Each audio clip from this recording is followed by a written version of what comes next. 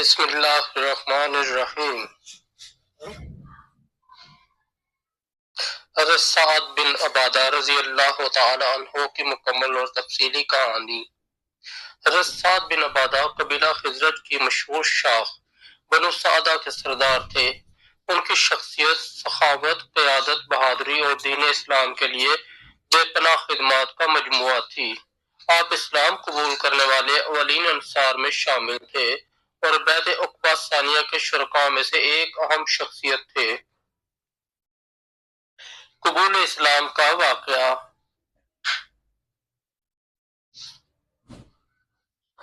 مدینہ میں اسلام کی روشنی رسول اللہ صلی اللہ علیہ وآلہ وسلم کے سفیر حضرت مصعب بن عمیر رضی اللہ تعالیٰ عنہ کے ذریعے پہنچی۔ حضرت سعد بن عبادہ نے حق کو پہچانتے ہوئے اسلام قبول کیا۔ آپ بیعت عقبہ ثانیہ کے وقت انصار کے ان 72 افراد میں شامل تھے جنہوں نے مکہ مکرمہ میں رسول اللہ صلی اللہ علیہ وآلہ وسلم کے ہاتھ پر بیعت کی۔ اس بیعت کے وقت حضرت سعد بن عبادہ نے اپنے قبیلے کے لوگوں سے کہا،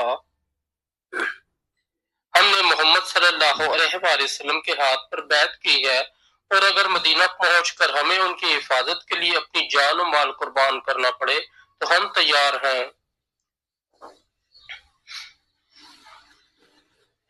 بیعت عقبہ کے بعد آزمائش۔ بیعت عقبہ کے بعد قریش مکہ نے اس خبر کو پھیلتے ہی سنجیدگی سے لیا۔ حضرت سعد بن عبادہ مکہ سے مدینہ واپس جانے کے دوران قریش کے ہاتھوں گرفتار ہوئے۔ انہوں نے آپ کو بہت تکلیفیں دیں لیکن آپ نے صبر اور استقامت کا مظاہرہ کیا۔ بعد میں قریش کے چند دوستوں کی مدد سے آپ کو رہا کر دیا گیا۔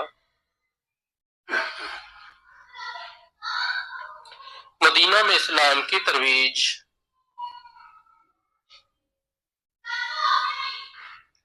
مدینہ میں آپ اسلام کی ترویج کے لیے سرگرم رہے۔ آپ کے دروازے ہمیشہ مہاجرین، مسافروں اور غریبوں کے لیے کھلے رہتے تھے۔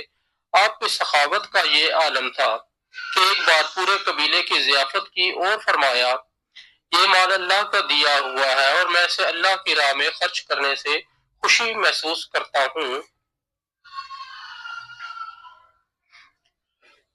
رسول اللہ صلی اللہ علیہ وآلہ وسلم نے فرمایا، سعد کی سخاوت انصار کی سخاوت کی پہچان ہے۔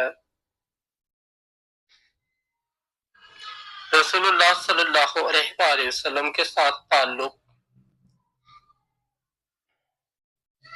حضرت سعد بن عبادہ رسول اللہ صلی اللہ علیہ وآلہ وسلم کے نہایت قریب تھے۔ غزوہ بدر کے موقع پر اگرچہ آپ بیمار تھے اور مدینہ میں میدان میں شریک نہ ہو سکے لیکن جنگ کے اخراجات کے لیے اپنی دولت کا بڑا حصہ پیش کیا۔ رسول اللہ صلی اللہ علیہ وآلہ وسلم نے آپ کے جذبے کی تعریف کی اور فرمایا، سعد کا مال اور ان کا دل دونوں اسلام کے لیے وقف ہیں۔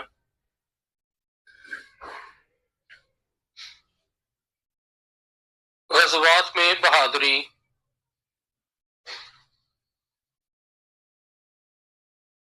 غزوہ احد، خندق اور دیگر غزوات میں آپ نے نہایت بہادری کے جوہر دکھائے۔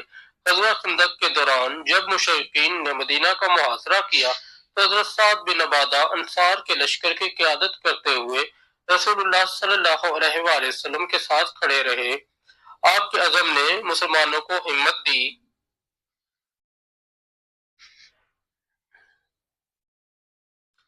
قیادت اور مشاورت میں کردار۔ حضرت سعد بن عبادہ ان لوگوں میں شامل تھے جن سے رسول اللہ صلی اللہ علیہ وآلہ وسلم اکثر مشورہ کرتے تھے۔ آپ کی رائے حکمت اور دور اندیشی پر مبنی ہوتی تھی۔ بیعت رضوان اور صلح حدیبیہ جیسے اہم مواقع پر آپ نے مسلمانوں کی رہنمائی کی۔ وفات رسول اللہ صلی اللہ علیہ وآلہ وسلم اور خلافت کا معاملہ۔ رسول اللہ صلی اللہ علیہ وآلہ وسلم کی وفات کے بعد خلافت کا معاملہ سامنے آیا۔ انصار نے حضرت سعد بن عبادہ کو خلافت کے لیے نامزد کیا لیکن آپ نے امت کے اتحاد کو مقدم رکھتے ہوئے اس معاملے سے دستبرداری اختیار کی اور خلفائے راشدین کی بیعت کی حمایت کی۔ وفات کا واقعہ۔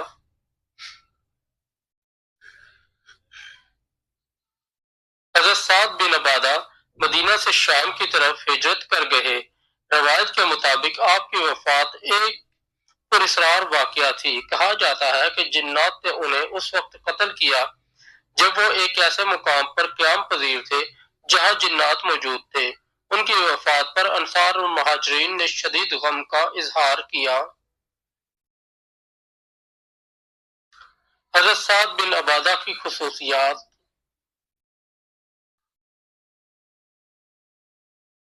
سخاوت۔ آپ کی سخاوت بے مثال تھی۔ مدینہ میں کوئی مسافر ایسا نہ تھا جو آپ کے دروازے سے خالی ہاتھ واپس جاتا۔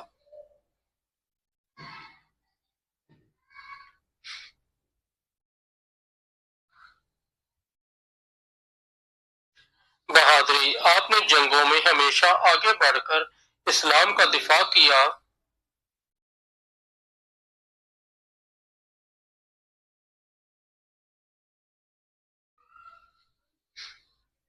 قیادت۔ آپ اپنے قبیلے کے ایک عظیم رہنما تھے جنہوں نے ہمیشہ حق اور انصاف کا ساتھ دیا۔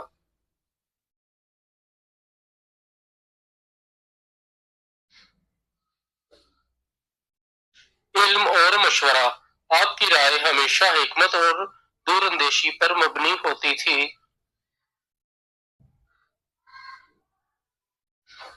سبق آموز پہلو۔